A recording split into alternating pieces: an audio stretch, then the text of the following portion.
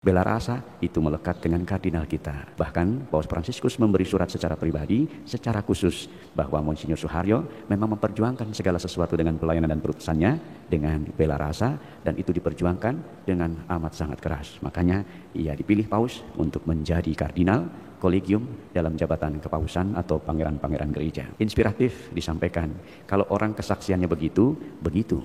Tapi kalau kesaksiannya lain, kita juga bisa tahu ya, jangan dekat orang itu loh. Dikit-dikit gosip, dikit-dikit hoax, dikit-dikit berita bohong, dikit-dikit jahat, dikit-dikit jahil. Itu memang melekat dalam hidup kita.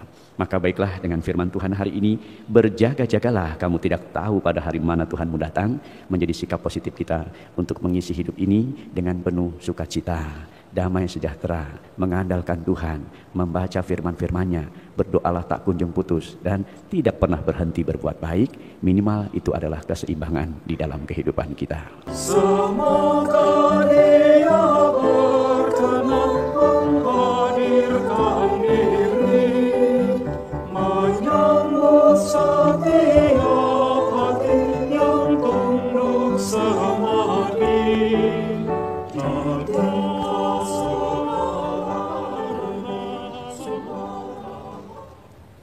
Hendaklah kalian siap sedia, karena Putra Manusia datang pada saat yang tidak kalian duga. Dalam nama Bapa dan Putra dan Roh Kudus. Amin. Rahmat dan damai sejahtera dari Allah Bapa dan dari Tuhan kita Yesus Kristus bersamamu. Dan bersama rohmu. Selamat pagi Bapak Ibu semua. Pagi, Romo. Juga Oma Opa, saudara-saudari yang mengikuti Ekaristi ini secara streaming. Kita bersyukur pada pagi hari ini, Kamis biasa pekan ke-21, di mana firman-firman-Nya mengundang Anda dan saya untuk berjaga-jaga. Mari dengan sikap berjaga itu kita tunjukkan dalam keseharian kita bersama persembahan-persembahan yang kita haturkan dalam Ekaristi ini. Mari bersama juga intensi kita pribadi, kita satukan hati dalam perayaan syukur Ekaristi ini menjadi perayaan syukur keselamatan.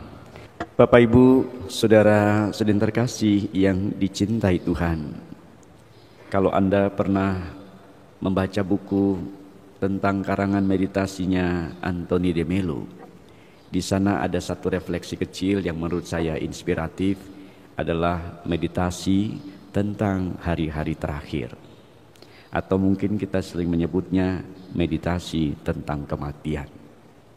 Kadang dalam satu retret saya pun juga mengambil poin ini untuk anak-anak baik SMP maupun SMA. Kita juga pernah merenungkan itu, bagaimana meditasi kematian itu merenungkan.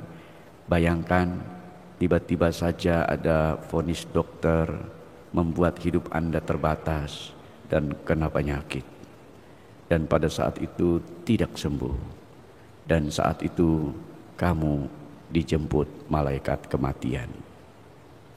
Bayangkan kamu dikubur dan di situ ada banyak pelayat-pelayat.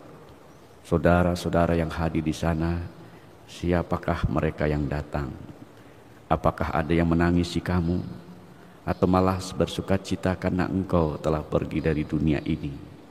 Bayangkan mereka mengantar engkau ke kuburan, memakamkan engkau di situ, dan setelah lewat upacara semua pelayat itu pergi pulang ke tempat masing-masing. Bayangkan engkau sendirian di kubur itu, dan sebagainya dan sebagainya. Dan dari refleksi itu apa yang menjadi inspirasi ketika kita boleh melihat hal itu? Yang terjadi adalah apa makna hidup ini yang bisa kita persembahkan yang terbaik. Kalau dalam bahasa Santo Paulus, hendaklah ia senantiasa mengucap syukur. Maka Santo Paulus dalam kunjungannya kepada jemaat-jemaat juga mengungkapkan rasa syukur itu dengan saling meneguhkan, saling mendoakan, damai sejahtera menjadi kelimpahan berkat. Dan apa yang juga kita rumuskan dalam bacaan Injil hari ini adalah sikap berjaga-jaga. Berjaga-jagalah, kamu tidak tahu pada hari mana Tuhanmu datang. Apa artinya sikap berjaga? Bagi permenungan saya, minimal berjaga-jaga berarti selalu siap untuk apapun yang mungkin terjadi dalam kehidupan kita, mungkin juga termasuk sakit penyakit, atau bahkan hari-hari terakhir kita.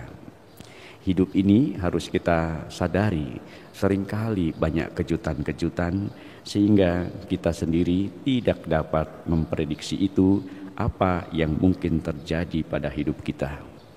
Mungkin juga kita tidak dapat memprediksi kedatangan Yesus Kristus yang kedua kalinya.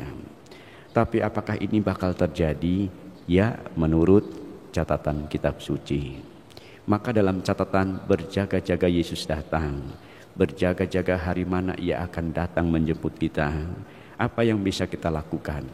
Bagi saya pribadi, permenungan sampai kepada tindakan positif apa yang bisa aku persembahkan dalam kehidupanku.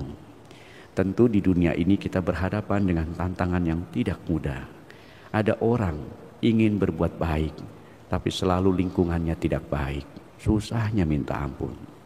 Ada seorang siswa bahkan mengatakan, "Romo, saya ini pengen jujur sebetulnya, apa adanya, tidak mau mencontek. Tapi kalau saya tidak mencontek, saya dimusuhi kiri kanan saya." Bayangkan, anak-anak muda sudah mengalami situasi demikian. Apalagi orang dewasa. Tantangannya banyak. Anda lihatlah fenomena kejadian. Karena kekuasaan gelap mata ini itu semua karir-karir bisa hancur begitu saja karena realita-realita dari kehidupan ini. Dan di situ kita menggarisbawahi apa yang bisa kita syukuri hari demi hari. Puji Tuhan, kalau orang yang sering rajin dengan perayaan Ekaristi, Anda mensyukuri bersama dengan memulai hari ini Ekaristi, menyambut tubuh dan darah Tuhan tinggal pada Anda. Ini kekuatan saudara-saudara. Apakah Tuhan Yesus senang? Senang amat sangat ketika dirinya boleh tinggal pada Anda. Yang kedua, kita selalu mendengarkan firman-firman Tuhan. Jangan lupa firman-firman Tuhan, jangan tinggal tidur, tinggal berjalan begitu saja, tapi diresapkan. Syukur dilanjutkan dengan meditasi, adorasi. Dan ini menjadi kekuatan kita. Anda bisa bilang bahwa hidup tanpa doa itu memang Tuhan tidak kita andalkan. Tapi kalau hidup dengan doa, Tuhan selalu kita andalkan. Catatan-catatan ini adalah penting untuk mengisi hari-hari hidup kita sambil berjaga-jaga akan situasi yang tidak menentu itu. Lanjut yang ketiga yang menurut saya juga inspiratif adalah siapkan hati Anda, jiwa Anda, hati yang bersih. Kalau ada kebencian, kalau ada noda dosa, kalau ada tindakan salah dalam hidup kita, bersihkan itu. Dan pembersihan itu menjadi sarana kita untuk bertobat. Maka hapus kebencian dan isi hidup kita dengan cinta kasih dan bela rasa menjadi inspiratif.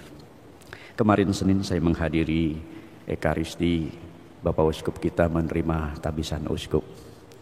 Ada komentar dari Uskup Bandung, Monsinyur Anton, yang mengatakan, kalau melihat ciri dan karakter Kardinal Suharyo, dikit-dikit bela rasa, dikit-dikit bela rasa, dikit-dikit mau kemanapun rumusannya, otak-atik, datuk dan sebagainya, ketemunya bela rasa. Bela rasa itu melekat dengan kardinal kita. Bahkan Paus Fransiskus memberi surat secara pribadi, secara khusus, bahwa Monsinyur Suharyo memang memperjuangkan segala sesuatu dengan pelayanan dan perutusannya dengan bela rasa, dan itu diperjuangkan dengan amat sangat keras. Makanya ia dipilih Paus untuk menjadi kardinal kolegium dalam jabatan kepausan atau pangeran-pangeran gereja. Inspiratif disampaikan, kalau orang kesaksiannya begitu, begitu. Tapi kalau kesaksiannya lain, kita juga bisa tahu ya, jangan dekat orang itu loh. Dikit-dikit gosip, dikit-dikit hoax, dikit-dikit berita bohong, dikit-dikit jahat, dikit-dikit jahil. Itu memang melekat dalam hidup kita. Maka baiklah, dengan firman Tuhan hari ini, berjaga-jagalah, kamu tidak tahu pada hari mana Tuhanmu datang, menjadi sikap positif kita untuk mengisi hidup ini dengan penuh sukacita, damai sejahtera, mengandalkan Tuhan, membaca firman-firman-Nya, berdoalah tak kunjung putus, dan tidak pernah berhenti berbuat baik. Minimal itu adalah keseimbangan di dalam kehidupan kita. Yuk kita selalu berjaga-jaga, dan dengan sikap ini kita bawa semuanya dalam persembahan kita.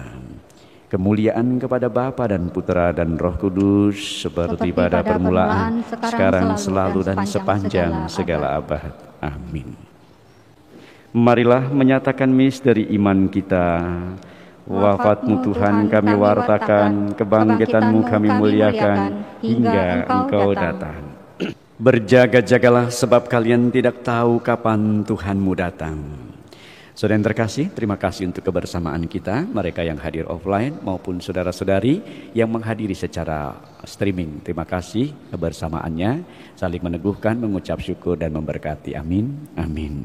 Terima kasih untuk Pro Diakon, lektor komentator, juga petugas balap, mereka yang banyak membantu dengan sukarela, tim Komsos dan juga Koster. Terima kasih atas pelayanan, Tuhan berkati. Mari kita berdiri, mohon berkat Tuhan.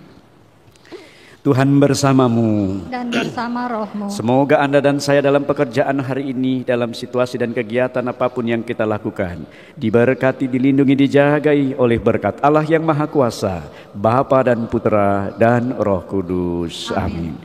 Pergilah, ekaristi syukur kita sudah selesai. Syukur kepada Allah.